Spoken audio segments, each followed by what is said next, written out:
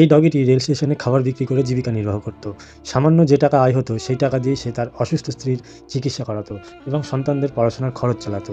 সারাদিন কঠোর পরিশ্রমের পর সন্ধ্যায় যখন ডগিটি বাড়িতে ফিরত, তখন সে তার সন্তানদের বুকে জড়িয়ে ধরে ভালোবাসার সঙ্গে বলতো, বাবা, আমার যতই কষ্ট হোক না কেন, তোমাদের পড়াশোনা কখনো যেন বন্ধ না হয়। বাবার সেই কঠোর পরিশ্রমের ফলেই ধীরে ধীরে সন্তানরা বড় হয়ে ওঠে। তারা সফলভাবে গ্র্যাজুয়েশন সম্পন্ন করলো এবং শহরের একটি বড় কোম্পানিতে ভালো চাকরি পেয়ে গেল। কিছুদিন পর দুই ভাই নিজেদের পছন্দের মেয়েদের বিয়ে করলো। বিয়ের পর তারা বাবাকে ফোন করে বলল, বাবা, আমরা বিয়ে করে ফেলেছি এবং শহরের নতুন একটা ফ্ল্যাটও নিয়েছি। আপনি আর মা তাড়াতাড়ি শহরে চলে আসুন। এখন আমরা সবাই একসঙ্গেই থাকবো। ছেলেদের মুখে এমন কথা শুনে ডগিটি এবং তার স্ত্রী খুবই খুশি হলেন এবং আনন্দের সঙ্গে শহরের উদ্দেশ্যে রওনা দিলেন। কিছুক্ষণ পর ডগিটি এবং তার স্ত্রী শহরে দেওয়া ঠিকানায় পৌঁছে তাদের ছেলেদের ফ্ল্যাটের দরজার কড়া নাড়ল। দরজা খুলল দুই বৌমা, কিন্তু শ্বশুর শাশুড়িকে দেখে তারা অপমান করে বলল, কোথা থেকে এই আবর্জনা এসে গেছে, এখনই এখান থেকে দূরে চলে যান। এই অপমান সহ্য করতে না পেরে বৃদ্ধ মা বাবা কাঁদতে কাঁদতে সেখান থেকে বেরিয়ে পড়ল।